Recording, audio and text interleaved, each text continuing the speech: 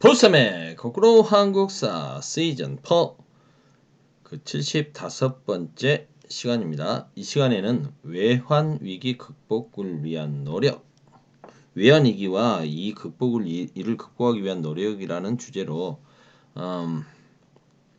신자유주의 경제질서의 등장 속에서 변화 발전해가는 한국 경제의 모습을 보고, 그리고 외환위기와 그 극복 과정을 이해하고 한국 경제의 해결 과제들은 무엇인지 생각해보는 시간을 갖도록 하겠습니다. 한국이 아시아의 호랑이로 성장하다. 전두환 정부는 1970년대 말부터 시작됐던 그런 경제 위기를 극복하기 위해서 너무 중화공업에 대해서 중복 투자가 많이 돼 있었는데 이걸 좀 조정하고, 그리고 생산을 전문화하며 일부 부실 기업들을 정리하는 정책을 펼쳤습니다. 또한 당시 저유가, 저달러, 저금리라는 이른바 3저 호황으로 전 세계가 이렇게 3저 호황을 겪었죠. 그러면서 이제 우리 한국 경제는 이런 분위기 속에서 산업 경쟁력을 강화할 수 있었습니다. 기술 혁신과 첨단 산업의 진출로 성장의 기초를 마련할 수 있었죠. 이를 통해서 이제 경제를 좀 회복했고, 1980년대 중반 이후에는 뭐 자동차라든가 기계, 철강, 반도체와 같은 기술 집약적인 산업 중심으로 고도 성장을 이루게 됩니다. 뭐 이때 그 86년부터 88년까지 3년간 우리나라의 경제 성장률이 이 3조 호황기에 무려 연 12% 이상이었다고 하니까 엄청난 고도 성장을 이뤘다라고 할 수가 있겠죠. 특히 1987년 그 민주화 운동, 특히 87년 789 노동자 대투쟁 이후에 지속적인 노동운동으로 노동 환경이 개선됐습니다. 임금이 많이 올랐죠. 그래서 노동자들의 삶의 질이 개선되었습니다. 노동 환경도 좋아지고, 그리고 임금이 오르니까 구매력도 올라가고, 그럼 안에서 뭔가를 사겠죠. 내수가 확대되고, 그리고 민간 소비와 기업의 설비 투자도 증가했습니다. 이 시기에 이제 고도 성장을 이룰 수 있었던 것이죠. 1980년대 들어서 선진국들은 자유무역을 추구하고 주변 국가의 시장 개방 압력을 강화합니다. 이러면서 1993년 우루과이 라운드를 타결하죠. 우루과이 라운드는 1986년 우루과이에서 개최됐던 관세 및 무역에 관한 일반 협정 가트라고 하죠. 그 강요회의를 출발점으로 해서 1993년에 타결된 다자간 무역 협정입니다. 이러면서 이제 95년 1월 달에는 세계 무역기구 WTO가 정식적으로 출범하죠. 그러면서 이제 세계는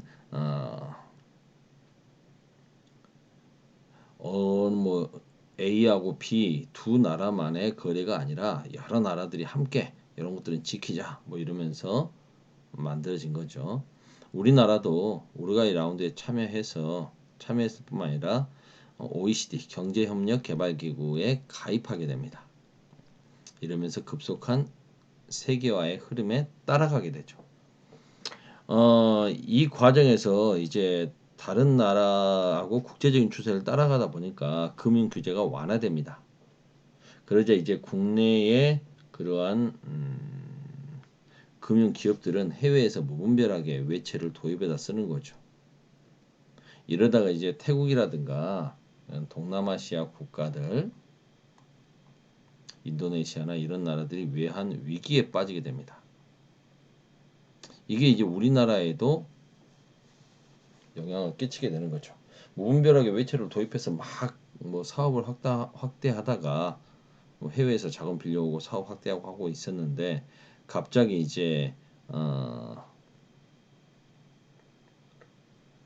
동남아 국가들의 외환 위기가 오면서 거기에 이제 단기 외채로 빌려왔던 것들을 빨리빨리 갚아줘야 되는 상황이 생기는 거죠. 그러면서 우리나라의 국내 기업들도 연쇄 부도가 나게 됩니다. 뭐 그 삼보 철강이라든가 이런 회사들이 막 무너지는 것을 시작으로 해가지고 어, 기업들이 연쇄적으로 부도가 나자 국가 신용도도 하락하게 되는 거죠. 국가 신용도가 하락하게 되면 어떻게 됩니까? 우리나라에 있던 돈들도 우리나라에 투자했던 외국인 투자자들도 이거 불안하다 해서 막 돈을 빼가게 되는 거죠. 결국 우리나라의 외환 보유고가 위기를 맞게 됩니다. 우리나라도 외환 위기를 맞게 되니까 이걸 어떻게 극복을 하느냐라는 걸 가지고 결국 우리나라는 97년 말에 국제통화기금 IMF로부터 돈을 빌려오게 되는 거죠.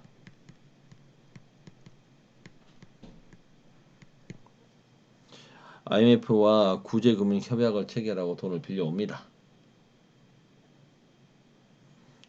결국 이제 이걸 갚아줘야 되는 건 우리의 몫이 된 거고, 그해 97년 선거에서 승리했던 김대중 정부는 98년 이제 출범을 하게 되는데, 당장 이 외환 위기를 극복해야 되는 역할을 맡게 된 거죠. 뼈를 깎는 고통이 있었습니다. 공기업, 철도라든가 통신, 전력과 같은 국가의 주요 공기업들을 민영화하고 민간에 매각하고 외국 자본을 끌어와야만 했던 거죠. 재정 지출도 줄이고 기업 경쟁력 강화라는 이름으로 정리해고와 파견 근로제가 도입됩니다. 지금 우리가 흔히 보는 이런 모습들이 이때 IMF 구제 금융 시기에 이루어졌다라고 보시면 될 것 같습니다. 결국 이런 뼈를 깎는 고통 속에서 우리나라는 2001년 국제통화기금 지원금을 조기에 상환함으로써 위기를 극복합니다. 그리고 꾸준히 성장해서 2010년에는 세계 10대 무역국으로 성장했고요. 올해는 2021년 현재 웅크타드가 인정한 세계 선진국에 들어갔고 경제 규모도 뭐 세계 10위권을 넘어서 지금 뭐 8위권 정도까지 올라갔다고 하죠. 칠레를 비롯해서 세계 여러 나라와 자유무역 협정을 체결합니다.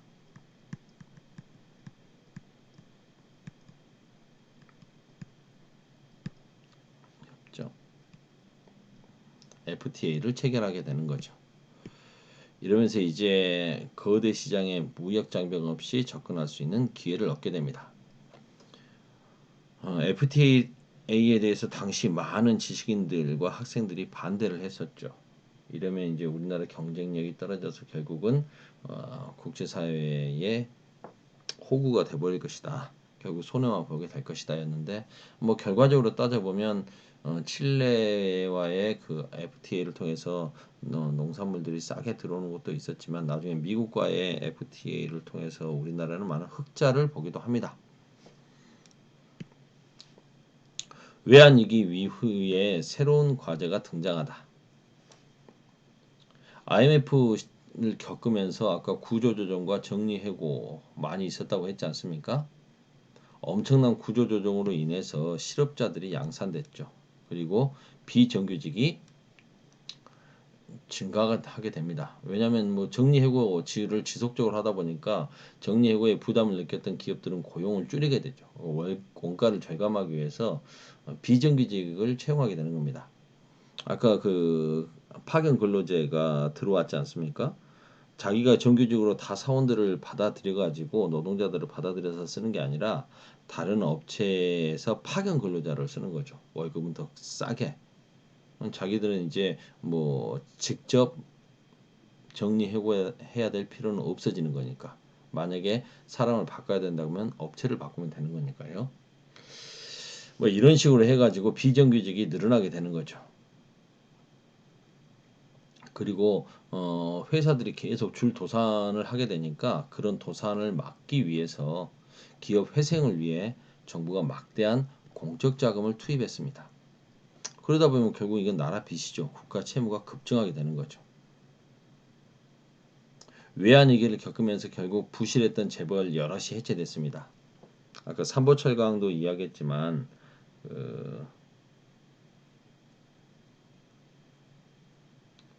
대표적인 이제 대우기업, 대우그룹 같은 경우도 해체되는 아픔을 겪기도 했죠.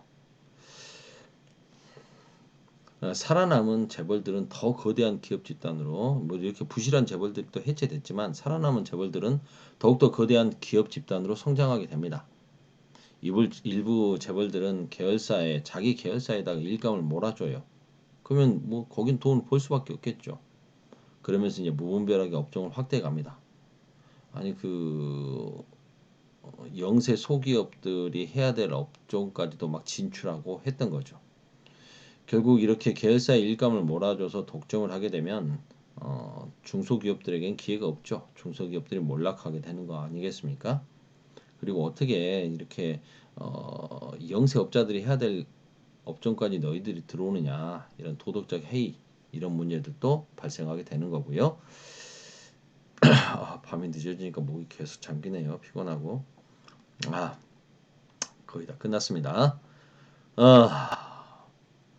1980년대 중반 이후 한국 경제는 안정적으로 성장했지만 노동자들의 삶은 이러한 경제 성장에도 불구하고 별로 개선되지 못했죠. 이게 폭발적으로 증가할 수 있었던 것은 87년 6월 민주항쟁. 여기에 영향을 받았던 노동자들은 이제 힘을 내서 노동운동을 펼치기 시작합니다. 그래서 87년 7월부터 8월, 9월까지 그걸 7, 8, 9 노동자 대투쟁이라고 부릅니다. 7, 8, 9 노동자 대투쟁을 통해서 전국적으로 많은 기업체, 금융기관, 언론, 교육기관, 병원 등 다양한 직종에서 노조가 만들어집니다. 노조가 출범하게 되는 거죠. 이러다 보니까 이제 이런 노조들의 연합체, 물론 그동안 한국노동조합 총연맹이라고 하는 노총이 있었습니다.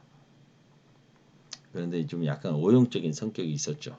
그래서 이때 이제 95년도에 민주노동조합 총연맹, 민주노총이 만들어지게 되는 겁니다. 그러면서 이제 한국노총과 함께 양대 노총 체제가 만들어지는 거죠. 그리고 이제 노동자들이 주도적으로 참여하는 정당을 만들자라고 하면서 뭐 진보 정당도 만들어지고요. 그 대표적인 진보 정당이 이제 민주노동당 같은 거죠. 민주노동당 같은 민노당이라고 불렀습니다. 그때 민주노동당이 만들어져서 국회의원도 이때 몇 명 진출했더라? 꽤 여러 명 진출해가지고 뭐 굉장히 국회에 새로운 바람을 일으키기도 했습니다.